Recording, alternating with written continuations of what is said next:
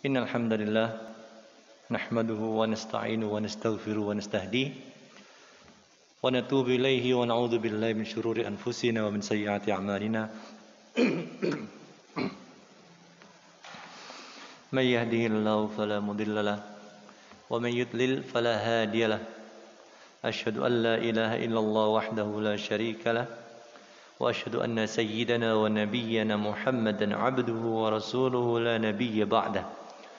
Nusalli wa nusallim ala habibina al-mustafa wa ala rasulina al-mujtaba Muhammadin sallallahu alaihi wasallam wa ala alihi wa man istanna bi sunnatihi ila yaumiddin wa ba'd.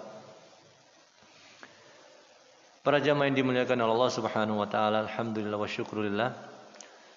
Kita memuji Allah, kita bertasbih kepada Allah, kita mengagunkan Allah atas segala nikmat dan karunia yang tiada habisnya, atas nikmat yang tidak bisa kita hitung dan tidak terhingga.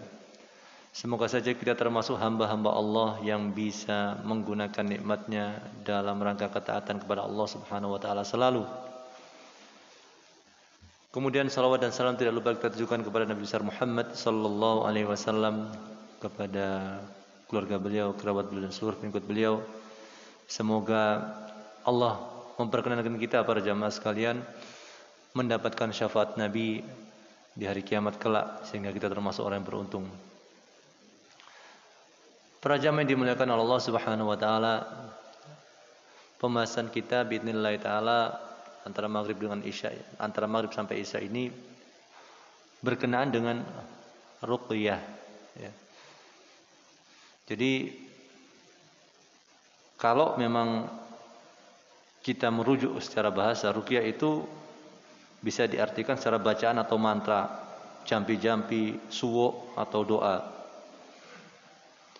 Sedangkan menurut istilah ruqyah adalah membaca doa-doa kepada seseorang atau suatu tempat dengan tujuan untuk menghilangkan gangguan jin. Ini salah satu pengertiannya, ya. Artinya di sana banyak, ya, bukan hanya satu tapi lebih dari itu, cuma ini salah satunya begitu. Ruqyah yang kita kenal para jamaah sekalian, biasanya ya, itu berkenaan dengan orang yang kesurupan saja, ya.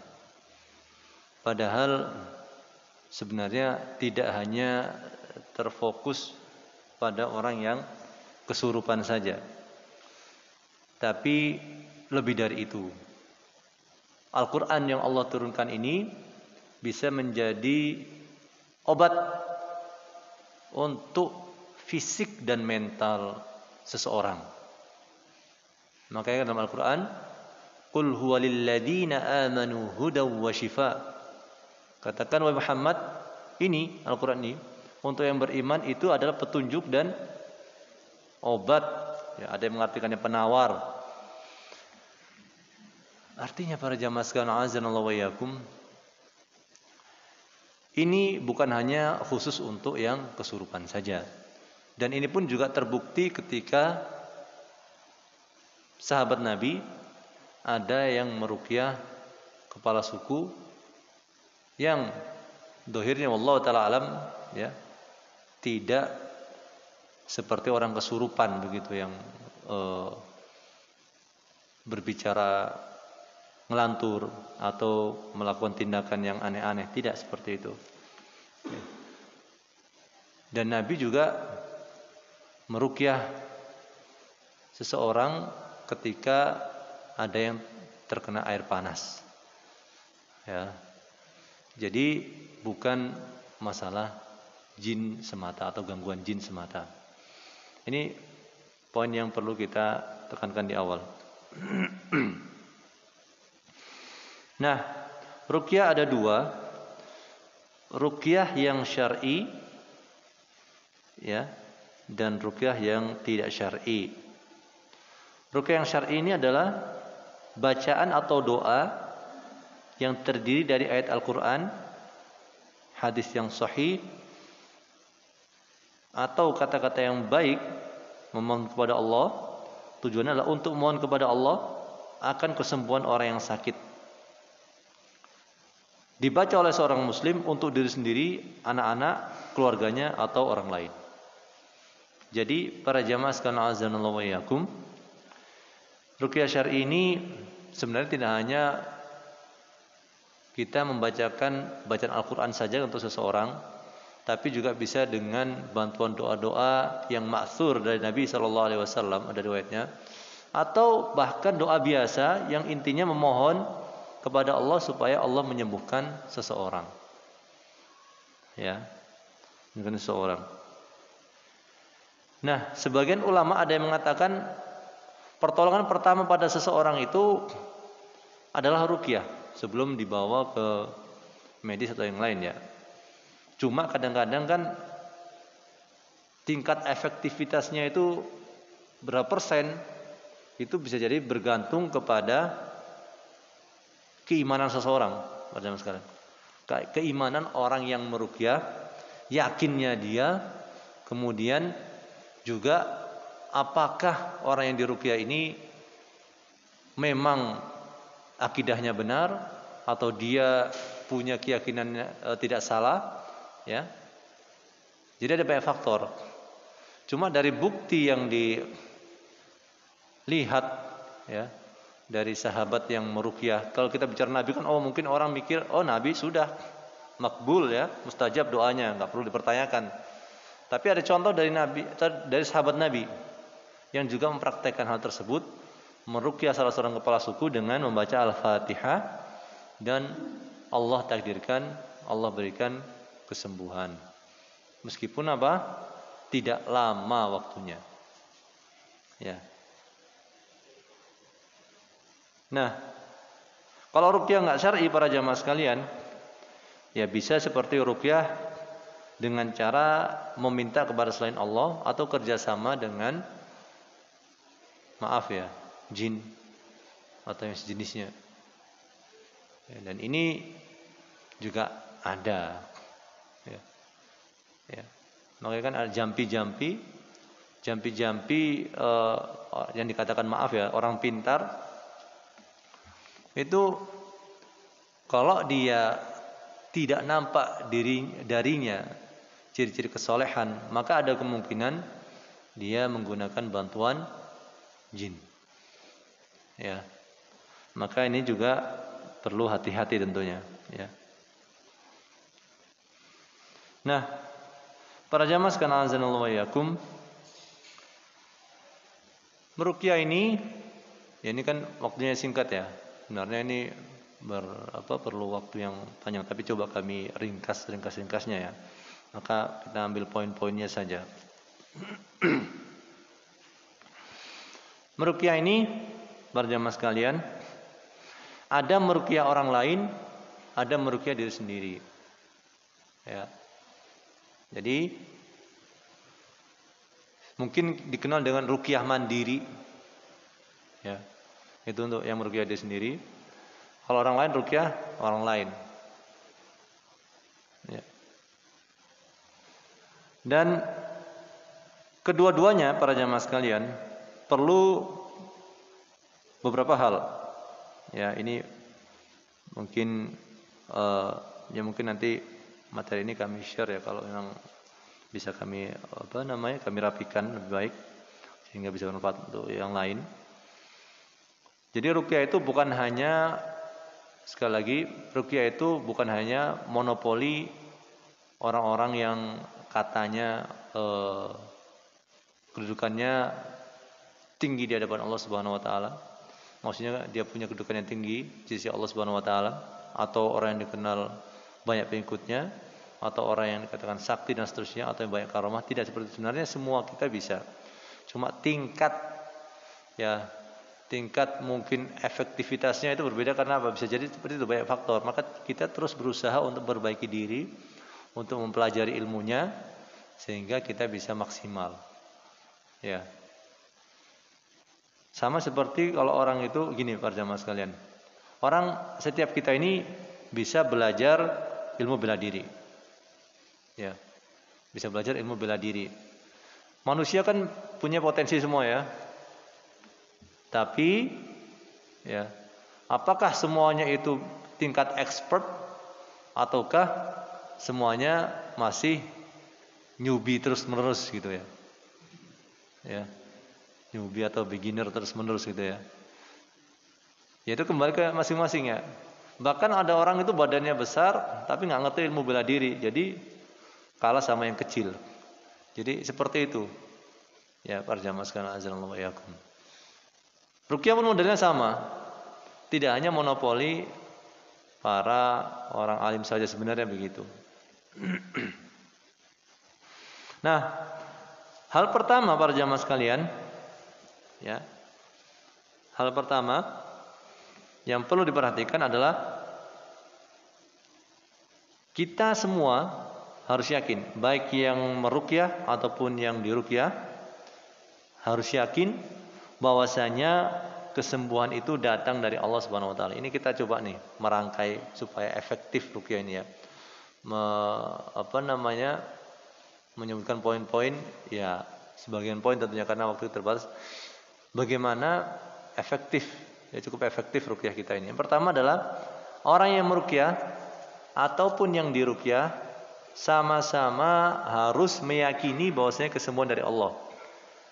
Tidak boleh meyakini karena ini ruqyah yang terkenal itu tuh, sering muncul di TV. Apalagi kalau orang yang meruqyah sendiri yang merasa dirinya hebat. Nah, ini bahaya. Berarti apa? Ada istilah kiber. Ya, khawatirnya masuk ke dalam sombongan, kena sombongan, sifat kesombongan. Padahal ruqyah itu sebenarnya kita menyerahkan kepada Allah, berdoa kepada Allah ya, bukan dengan kekuatan diri kita sendiri. Jadi ini poin pentingnya. Orang yang meruqyah dan orang diruqyah harus yakinnya bahwasanya kesembuhan hanya datang dari Allah Subhanahu wa taala. Sebenarnya ini juga teori ini juga harus kita praktekkan ketika kita berobat. Misalnya kita berobat ke dokter. Dokter hanya perantara. Ya, para jamaah sekalian, tapi banyak perantara. Ya. Terapis hanya perantara. Tapi yang menyembuhkan adalah Allah Subhanahu wa taala. Ini akidah yang wajib ya, bukan sekedar apa? Bukan sekedar sunnah atau bukan sekedar mandub ya, atau mustahab dianjurkan tidak, tapi wajib harus kita yakini itu. Ya, makanya Nabi mengatakan, Allahumma rabban nas adbil ba's ishfi anta syafi. Sembuhkan ya Allah, Engkaulah zat yang maha menyembuhkan. Ya. Jadi kita harus yakin itu.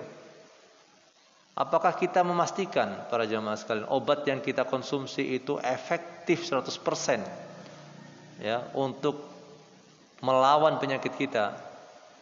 Ya. Kalau efektif 100% para jamaah sekalian, berarti setiap orang yang diobati pasti sembuh. Tapi tidak ada satu, seingat kami ya, tidak ada yang memastikan ya obat yang diminum, misalnya katakan obat itu diteliti bertahun-tahun ya, kemudian orang yang minum pasti begini, itu wallahu ta'ala kami belum mendapatkan ada yang menjamin garansi 100% ya, menggaranti 100% itu kami belum tahu, karena faktanya di lapangan memang begitu ya. Ada saja yang memang tidak sesuai dengan teori. Ya. Nggak usah jauh-jauh para jamaah sekalian. Semua orang bekerja. Tapi apakah semua orang kaya? Nah, ya. Semua orang bekerja, tapi apakah semua orang bisa jadi kaya atau banyak uang dengan bekerja yang katakan modelnya pun satu kantor pun satu level kata. Ya, di kantor misalnya sama-sama manajer misalnya. Ya, masuknya sama ya. Gajinya bisa jadi sama, tapi apakah hasilnya sama? Ya. Jadi dunia ini modelnya seperti itu. Ya, makanya dikatakan tidak ada yang pasti kecuali apa? Kematian misalnya orang. Ya. Ini salah satu bentuk sesuatu yang pasti ya. Nah, ini pertama. Yang kedua para jamaah sekalian, ruqyah itu harus dengan Al-Quran, hadis, atau dengan nama dan sifat Allah. Ya, dengan bahasa Arab atau bahasa yang dapat difahami. Ini yang kedua. Ya, jadi tidak boleh kita meruqyah dengan maaf para jamaah sekalian, kitab agama lain, ya mungkin disebut eksorsisme dalam istilah agama, mungkin agama lain juga ada begitu ya. Tapi kitab sucinya mereka kita nggak boleh, ya. Apalagi kalau pakai kitab apa namanya yang berada di daun lontar ya, istilahnya zaman Majapahit dulu, ya, atau syair-syair yang tidak jelas. Ya. Jadi boleh dengan, nggak harus dengan bahasa Arab ya. Kalau misalnya seorang itu ya Allah sembuhkanlah dia, ya Allah angkatlah penyakitnya, itu boleh sebenarnya.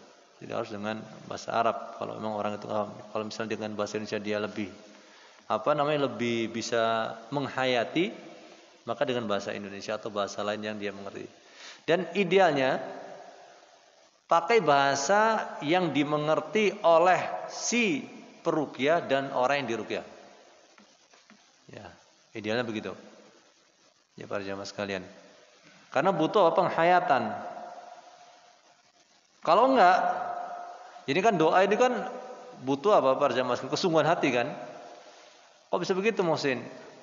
Ya, karena kita tahu bahwasanya dalam satu hadis sebutkan Allah tidak menerima doa hamba yang dari hamba yang hatinya lalai. Ya. Jadi ruqyah ini jenis doa. Kalau hatinya lalai, nggak ngerti yang dibaca, khawatirnya tidak maksimal. Khawatirnya ya. Yang nggak usah jauh-jauh para jamaah sekalian. Ya, orang misalnya baca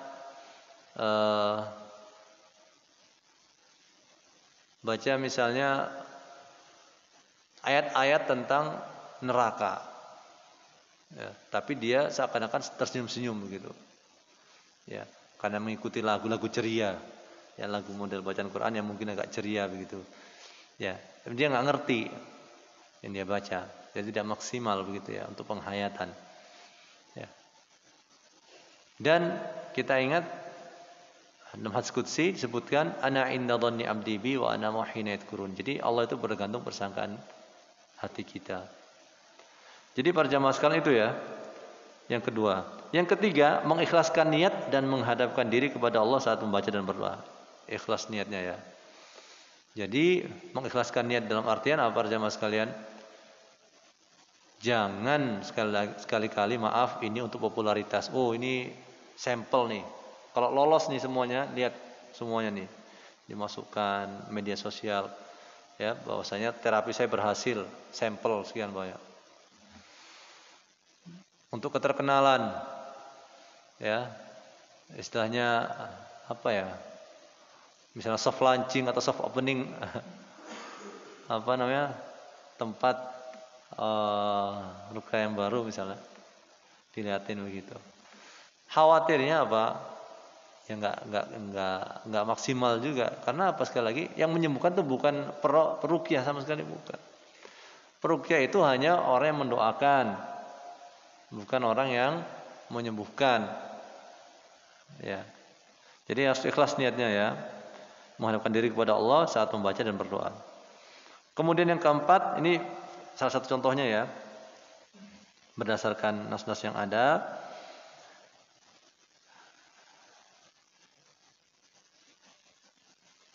Membaca surat atau ayat yang memang ada contohnya dari Nabi ketika beliau meruqyah. Ya. Seperti ruqyah mandiri itu Nabi sebelum tidur baca Qul huwallahu ahad, Qul huwallahu ahad, ya, ditiup tangan beliau kemudian diusapkan. Itu contoh ya. Yang ada dasarnya, langsung spesifik. Ya. Ayat itu juga bisa dipakai untuk yang lain. Kemudian sahabat yang membacakan Al-Fatihah untuk orang yang sakit, kepala suku yang sakit tadi itu spesifik. Tapi apakah boleh ayat yang lain, Muhsin? Ya boleh saja. Ya, misalnya surat Al-Buruj, ya, atau surat yang lain. Tapi tentu yang lebih utama adalah surat yang memang atau ayat yang ada dasarnya atau digunakan ya. Tapi sekali lagi tidak terlarang untuk menggunakan surat yang lain ya.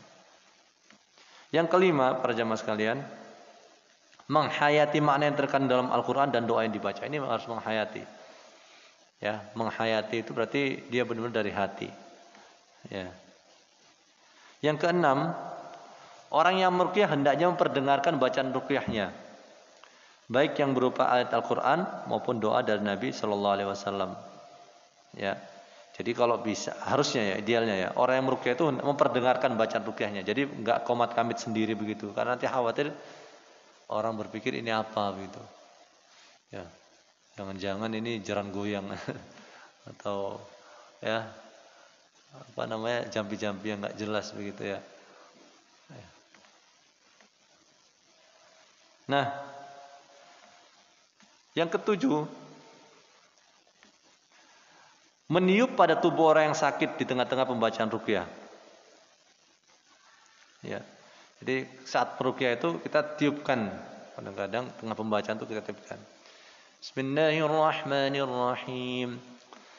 Qul huwallahu ahad, Allahus samad, lam yalid wa lam yulad wa lam yakul lahu kufuwan ahad. Bismillahirrahmanirrahim. Qul a'udzu birabbil falaq min syarri ma khalaq wa min syarri ghasiqin idza waqab wa min syarri naffatsati fil 'uqad wa min syarri hasidin idza hasad. Tiupkan ya. Itu ke orang. Ya. Kemudian lanjut lagi, Qul a'udzu birabbin nas, malikin nas, ilahin nas, min syarril waswasil khannas, alladzi yuwaswisu fi sudurin nas minal jinnati wan nas. Jadi ini kalau bisa begitu. Ya. Makanya kan agak sebagian ulama seperti Syekh Shalih Fauzan hafizahullah taala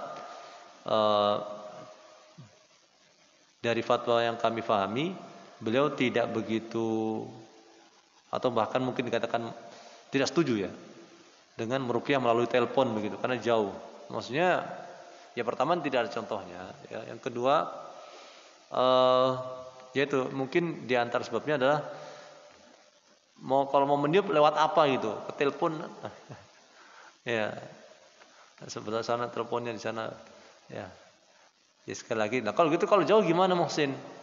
Ya kalau jauh minta tolong orang setempat atau diarahkan orang sini mengarahkan orang yang meruqyah bukan langsung meruqyah. Ya. Apalagi kalau model baru para jamaah sekalian distelkan diputarkan murotal begitu ya. Rumah baru diputarkan surat Al-Baqarah murotal, orangnya pergi kemana nggak tahu pokoknya murotal jalan gitu ya. Ya, ini tidak, ya maaf saja ya, ketika nggak ada hatinya, siapa yang menghayati bacaan itu? Jadi kan udah lewat itu orang yang direkam juga udah mungkin lagi nggak baca, cuma bacaan rekaman, maka itu tidak efektif begitu ya, ya, begitu.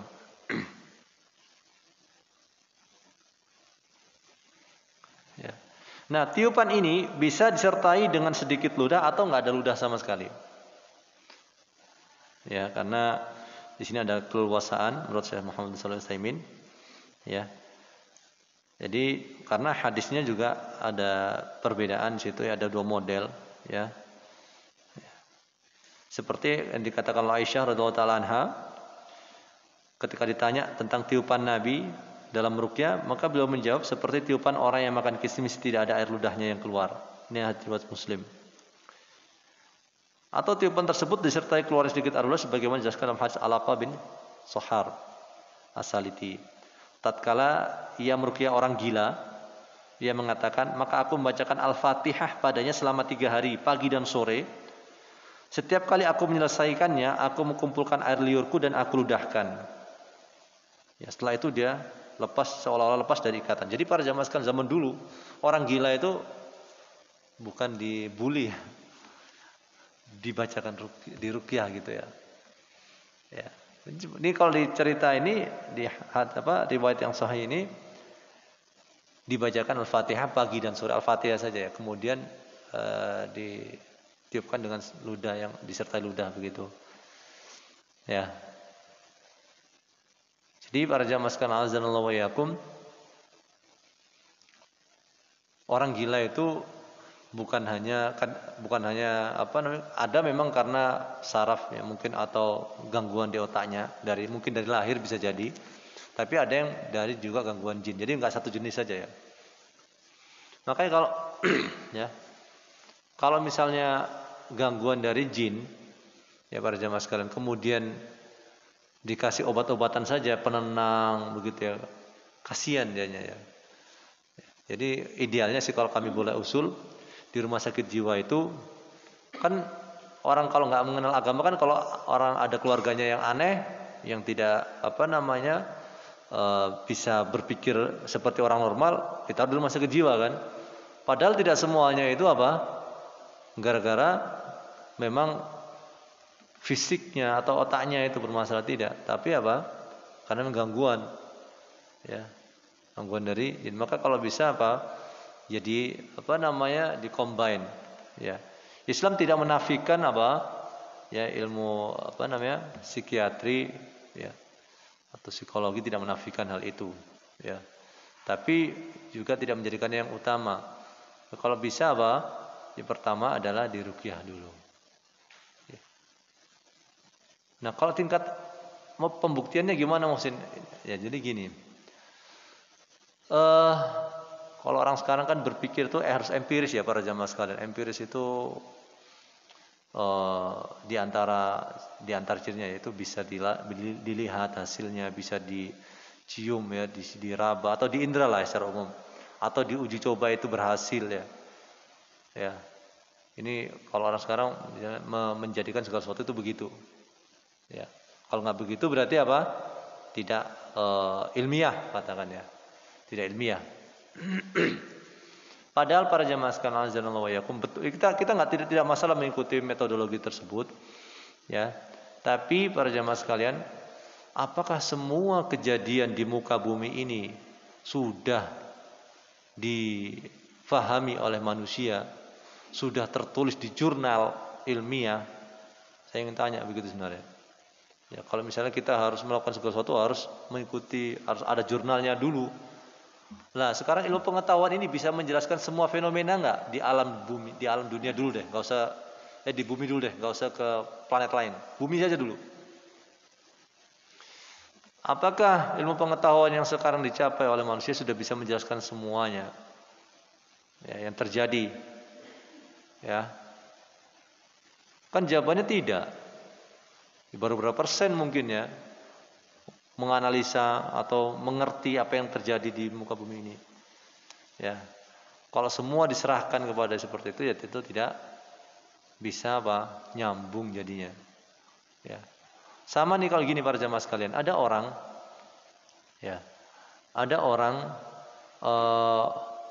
baru di Bogor ini baru datang dia. Ya. Di Bogor ini baru datang.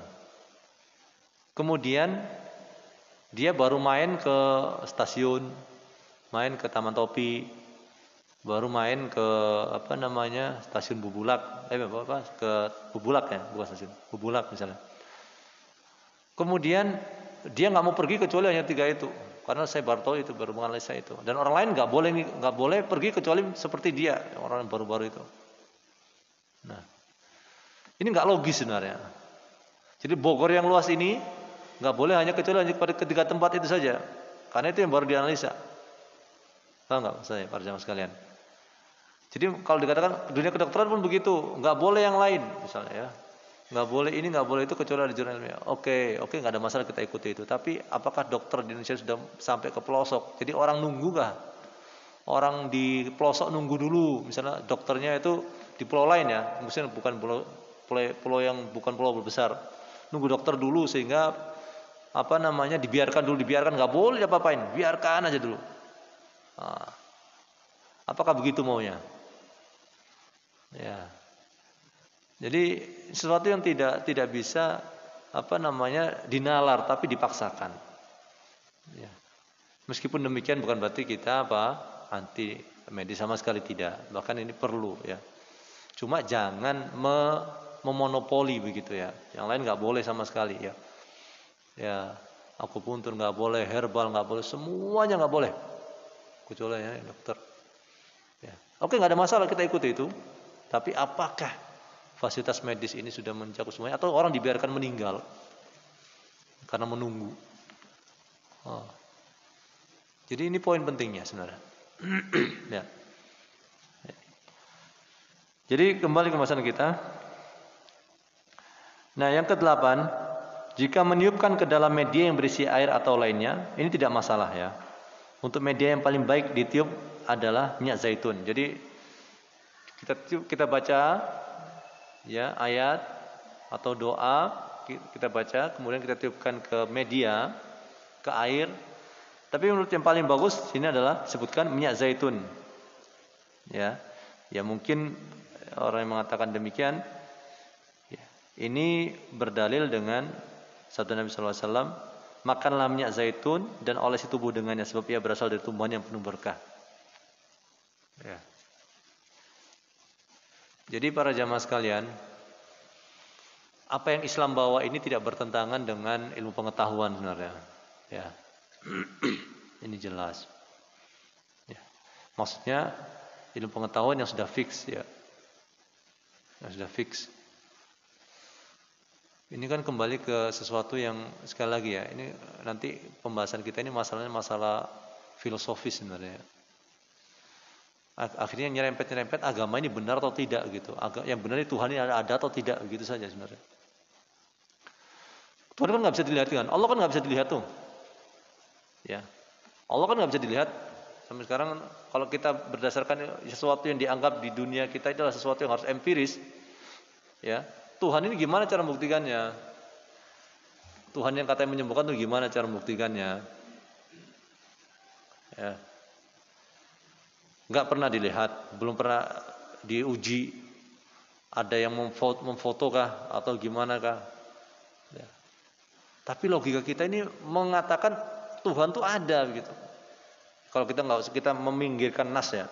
Kita meminggirkan nas yang katakannya. Kita main logika-logikaan gitu ya. Secara logika Tuhan itu ada. Kenapa? Kalau nggak ada Tuhan, manusia itu menciptakan diri sendiri, ya. Atau mereka muncul tiba-tiba, ya. Ya. Jadi kan ini kalau ilmu pengetahuan itu tidak diiringi dengan maaf ya. Orang yang anti Tuhan itu, ateisme misalnya ya, yang mengatakan tidak Tuhan itu memaksakan kehendak. Jadi kita dipaksa untuk bodoh para jamaah sekalian. Dalam artian bagaimana? Tuhan tuh nggak ada karena nggak bisa dilihat. Oke, nggak apa-apa, nggak ada masalah kamu kita katakan begitu. Kalau begitu, kamu tuh dari mana misalnya? Saya dari lahir dari bapak ibu misalnya ya. Ibu saya ada nikah dengan bapak saya, seterusnya begitu. Terus sampai manusia pertama. Manusia pertama gimana? Apakah muncul tiba-tiba? Ya. Jadi orang-orang yang menggunakan teori evolusi diantaranya mencoba untuk membodohkan otak kita. Kita jelas sebenarnya kan, paham banget itu. Tapi dengan dalih ilmiah maka kita dipaksa untuk bodoh begitu. Ya. Jadi kita dengan dalih ilmiah kita dipaksa untuk mengatakan kalau ilmiah ya berarti nggak percaya ada Tuhan. Karena memang dari awal setting ilmu pengetahuan itu kan dipisahkan dengan agama. Ya. Kalau teori revolusi di Eropa itu. Sekularisme itu betul-betul mencoba untuk memisahkan antara dunia dan agama itu. Ya. Jadi kembali ke pembahasan kita berjamaah sekalian azan. Jadi ini dasarnya. Kalau kita meyakini Allah itu ada, kita meyakini pengaruh Allah itu ada, maka kita juga meminta langsung kepada zat tersebut untuk menyembuhkan. Itu yang penting, itu yang utama begitu. Ya. Itu yang utama begitu para jamaah sekalian. Keyakinan yang tinggi itu. Kalau nggak ada keyakinan yang tinggi, ya sudah wassalam. Ya, ya. Sama kalau seorang itu nggak usah jauh-jauh para jamaah sekalian. Anak kita nih, saudara adik kita minta duit ke kita, tapi sambil apa? Sambil dia main game. Jadi nggak ada kesungguhan. Ya. Atau imannya itu lemah. Jadi nggak merasa dilihat oleh Allah Subhanahu Wa Taala. Nah ini susah juga. Ya. Jadi ini yang ke-8 ya. Yang ke-9, orang yang sakit ini diusap dengan tangan kanan. Ini berdasarkan hadis Aisyah radhiyallahu anha, Rasulullah tatkala dihadapkan pada seorang yang mengeluh kesakitan, beliau mengusapnya dengan tangan kanan, ya bukan dengan tangan kiri. Kalau bisa begitu. Ya, kalau bisa begitu. Jadi kalau wallahu taala alam ya para jamaah sekalian. Kok seakan-akan teorinya mudah banget Muhsin. Tapi kalau dilihat di televisi kok lama prosesnya begitu ya. Seperti apa namanya? Adu kesaktian begitu. Ada banyak faktor sebenarnya para jamaah sekalian. Sekali lagi ya. Ada banyak faktor yang menyebabkan hal tersebut ya. Bisa jadi memang apa ya? Bisa jadi nih, bukan memastikan ya. Bisa jadi ada memang sisi iman itu yang kurang begitu ya, atau niat yang tidak tulus begitu ya, niat yang tidak tulus ya, karena ini kan lagi di syuting nih, kalau nggak berhasil gimana nih, nah, kan jadi masalah gitu kan ya. Atau sudah dibayar nih, kalau ini tempat terapi, kalau nggak berhasil gimana, makanya ada kasus dulu ya, yang di penjara itu disetrum itu pasien itu. Pasien disetrum, kemudian ada pembantunya itu yang menyiapkan ulet-ulet begitu. Udah disebutkan sebelumnya. Jadi, ini lihat nih ulet nih, ada. Ya. Padahal nggak harus begitu. Ini kalau sudah dikomersialkan susah sudah ya.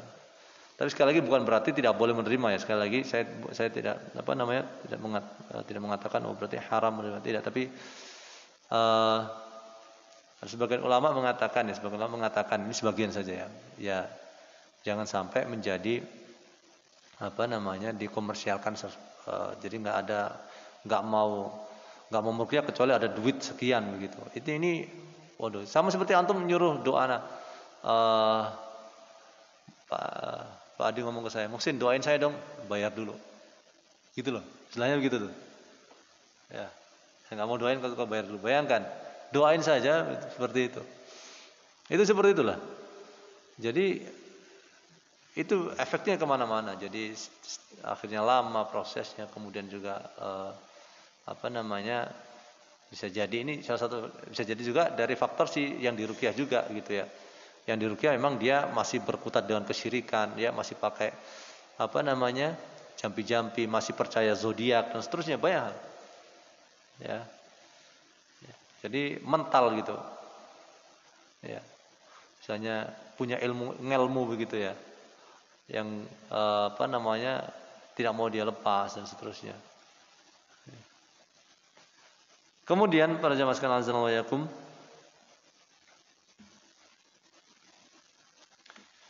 nah, yang ke-10, kalau meruqyah diri sendiri, nah ini bagusnya kalau saya usul sih begini ya, para jamaah sekalian. Seseorang yang meruqyah diri sendiri itu letakkan tangan di tempat yang dikeluhkan. Jadi kalau kita meruqyah diri sendiri, ini penyakit apa saja ya?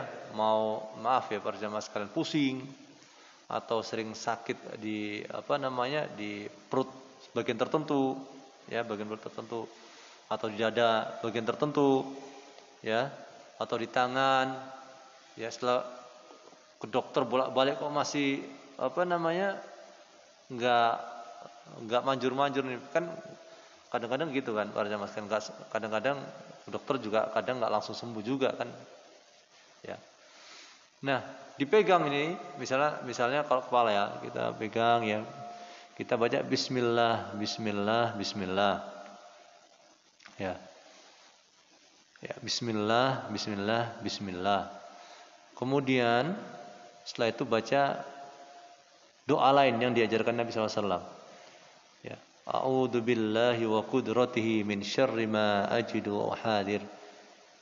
Aku berlindung kepada Allah, ya. Aku berlindung kepada Allah, ya, dan kekuasaannya, ya, dari apa? Berlindung dari apa? Dari kejelekan yang aku dapati dan apa yang aku khawatirkan. Ya. Hafal nggak?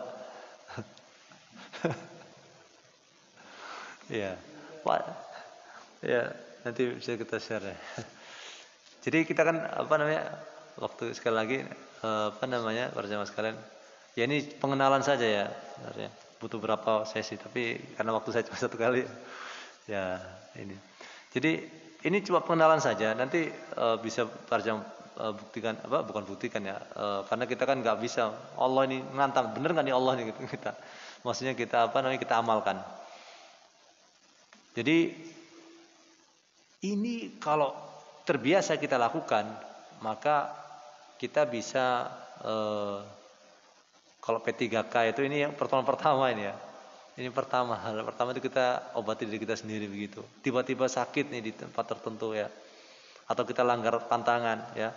Misalnya apa namanya kolesterol tinggi, lupa makan apa, mungkin makan pantangan. Ya kita kan nggak sengaja. Jangan sengaja ya, sengaja melanggar pantangan kemudian nyoba gitu. Kita nggak bisa begitu. Ya. Jadi coba ya ikuti saya nih semoga aja nanti ini apa namanya bisa sedikit ya mengenal kita ya otak kita pernah lah ya untuk mengenal doa Nabi ini ya doa ini aja. Saya ulang lagi ya.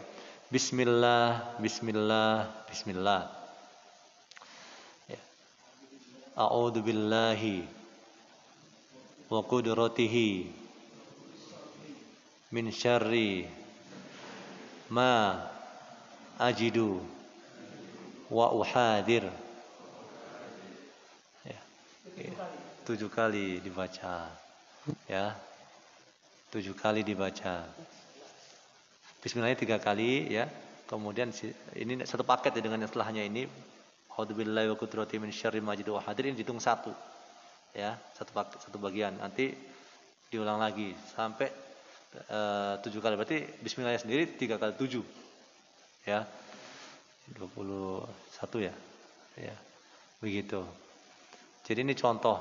Nabi itu jadi ini menunjukkan Islam itu komprehensif para jamaah sekalian. Mengajarkan dari yang kecil sampai yang besar. Ya. Ini baru poin masih banyak sekali tapi nggak apa-apa ya. Ini udah dimampatkan banget ini ya. Udah waktunya adzan ya. Itu udah adzan sih. Oh siap. Sudah diingatkan. Alhamdulillah. Siap.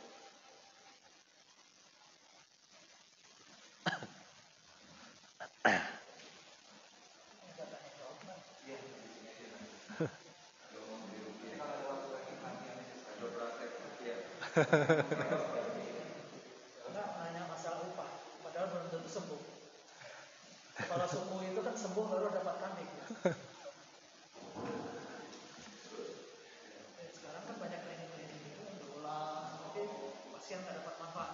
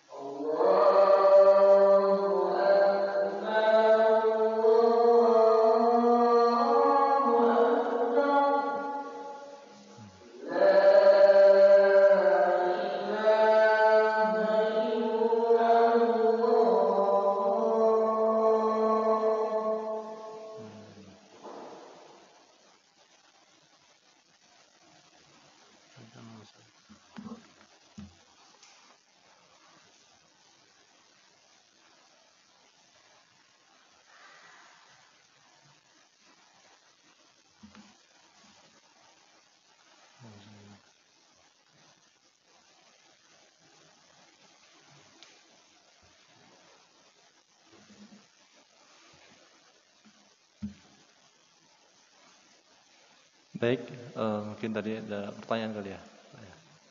Mana? Langsung pertanyaan? Hah?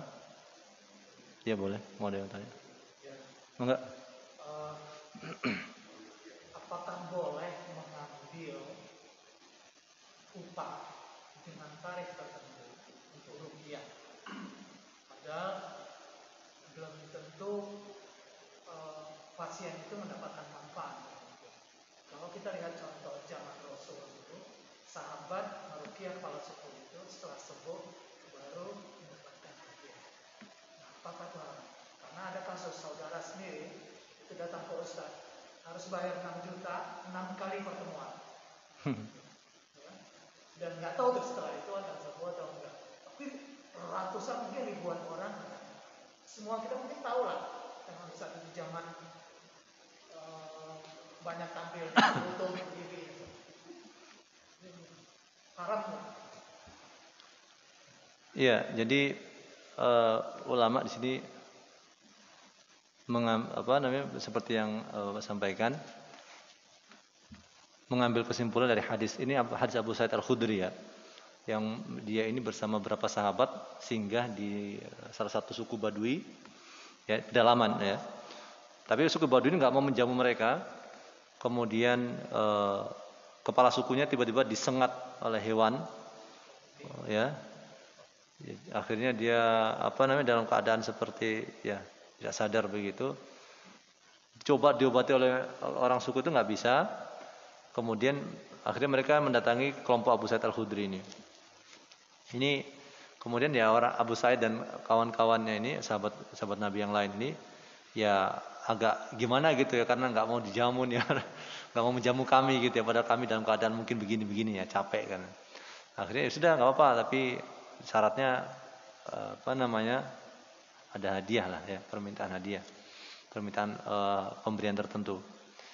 Jadi ulama mengambil kesimpulan bahwasanya ini boleh.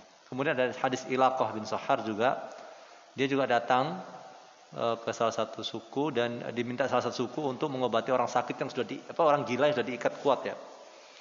Dan seperti kita bahas tadi, beliau membaca Al-Fatihah ya sebanyak 7 kali ya, pagi dan petang, kemudian diludahi juga, akhirnya sembuh selama 3 hari. Dan dia pun mendapatkan pemberian. Sini bukan boleh, cuma ada kritikan juga kata seperti yang Bapak tadi sampaikan. Penentuan tarif yang seperti itu yang tinggi, kemudian juga padahal juga belum tentu berhasil. Ini menjadi perlu dikoreksi lagi. Ya, artinya perlu proses ini atau kegiatan ini kami katakan tidak layak begitu ya. Ya, karena kami katakan tidak layak karena hakikatnya ini adalah doa. Mungkin orang berargumen bahwasanya kami ini nyewa gedung, nyewa toko, nyewa ruko ya. Kemudian kami juga harus menyewa karyawan, menggaji karyawan, admin dan yang lainnya. Ya. Jadi para jamaah sekalian, kalau mau membantu orang ini sebenarnya kalau dia niat betul-betul membantu orang dengan ruqyahnya, tidak perlu dari awal. Kalau saya sarankan sih tidak perlu membentuk tim yang berat begitu ya, karena membebani ya. Nanti akhirnya dia juga kan orang juga butuh makan juga ya, admin, kemudian mungkin penjaga dan yang lainnya atau untuk sewa. Jadi cukup kalau perlu ini tahu nih fulan nih dia meruqyah ya, dan juga tidak menentukan tarifnya ya, menentukan tarifnya. Kenapa?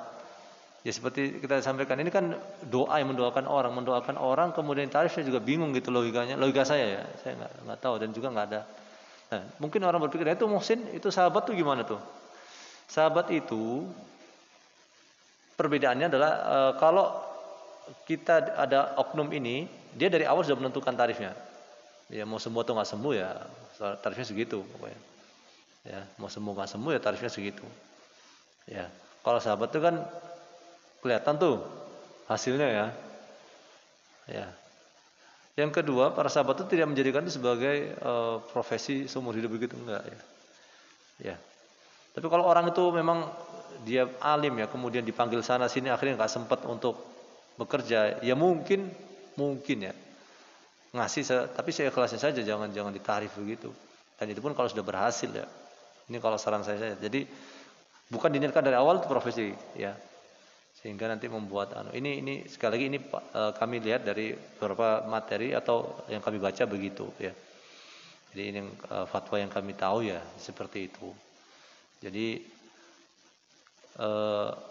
ada kisah nyata ya Pak James. Ini kami wallahu ta'ala saya minta maaf ya. Kami pernah diundang di salah satu lembaga pemerintahan, salah satu ya. Jakarta. Ini elit lah ya. Ya kami mensyaratkan dari awal supaya orang itu kan mindsetnya itu kan mendatangkan orang berarti bayar. Ya, maka kami dari awal ngomong apa? Ya syarat kami yang pertama adalah tidak ada uang untuk kami. Ini syarat utama ini. Ya, karena waktu itu kan kami ada waktu itu ya, ada kesempatan. Jadi biar kaminya tenang, mereka juga nyaman juga gitu, nggak ada yang terbebani. Dan akhirnya betul-betul kita berusaha semuanya minta kepada Allah. Ya, nggak ada beban. Kalau dibayar ini nggak sembuh gimana nih, itu. Ya, sembuh nggak sembuh mah itu kembalikan kepada Allah kan. Karena saya cuma mendoakan. Artinya kalau sembuh ya alhamdulillah, kalau enggak ya berarti ada suatu hal yang mungkin tidak nyambung. Contohnya kan doa itu kan kadang nggak nyambung. Kenapa para jamaah sekalian? Seperti hadis Nabi itu, yang dimakan haram, yang diminum haram, ya, kemudian dikasih gizi, dikasih asupan yang haram. Ya kalau diruqyah seperti itu gimana? Doa itu bisa berhasil misalnya. Itu salah satu sebabnya kan.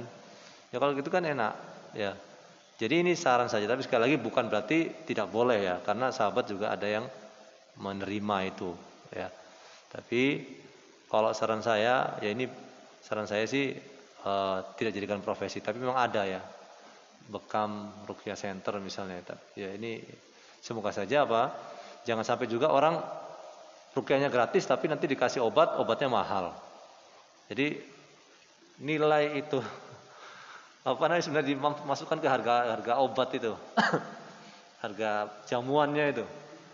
Ruqyahnya gratis kok. Tapi cuma kencur jahe ya, bumbu dapur itu mahalnya minta ampun. Ya maaf saja ya seakan-akan kan sebenarnya ya ini satu paket gitu ya. Ya. Jadi sekali lagi kasihan ya masyarakat itu, ke dokter mahal, ruqyah pun mahal, terus kemana mereka ini? Ya, herbal pun sekarang juga seperti itu ya. Ada orang berdalih kemana? Ilmunya yang mahal Muhsin. Ya para jamaah, kalau begitu semua ya kasihan banget orang miskin di dunia ini. Ya.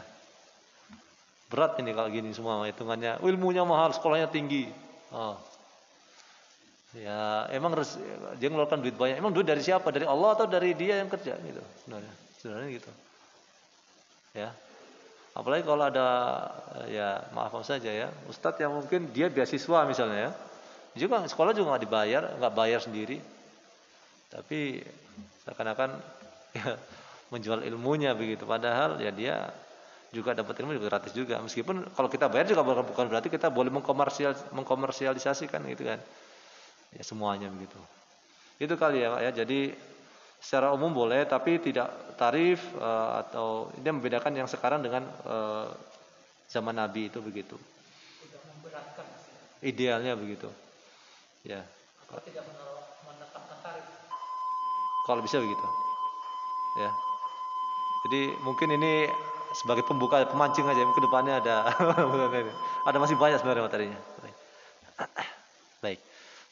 Mungkin ini pembahasan kita pada kesempatan ini kali ini para jamaah sekalian, dan kami berterima kasih sekali atas waktu yang diberikan, dan semoga saja para jamaah selalu dilindungi oleh Allah Subhanahu wa taala dari penyakit yang zahir maupun yang batin, yang fisik maupun yang mental, dari yang kelihatan ataupun yang tidak kelihatan, makhluk yang jahat atau makhluk yang memang tidak menyukai manusia secara khusus. Dan karena Allah lah yang melindungi kita pada zaman sekarang. Kalau Allah tidak, maka akan sangat mudah ya. Karena Allah menugaskan di setiap kita ini ada 2 malaikat ya, yang memang Allah tugaskan untuk melindungi kita ya. Tujuannya adalah supaya kita ini tetap aman ya, tenang dan bisa beribadah kepada Allah Subhanahu wa taala. Dan semoga saja para jamaah sekalian, Allah yang Maha Agung dan yang Maha Tinggi, yang Maha menyembuhkan ini berkenan untuk mengangkat penyakit Covid ini dan dengan berbagai macam variannya ya, sehingga kita bisa kembali menjalani hidup ini dalam keadaan normal dan atau lebih baik dari yang sebelumnya. Kami minta maaf apabila ada salah dalam ucapan maupun perbuatan. Apa yang benar dari Allah Subhanahu wa taala dan apa yang salah dari kami pribadi dan setan. Allah Ta'ala dan Rasulullah berlepas dari itu. Kami tutup kafarul majlis. Subhanakallah bihamdika asyhadu an la ilaha illa anta astaghfiruka wa atubu ilaik. Wassallallahu ala nabiyina Muhammad wa ala alihi wasallam. Assalamualaikum warahmatullahi wabarakatuh.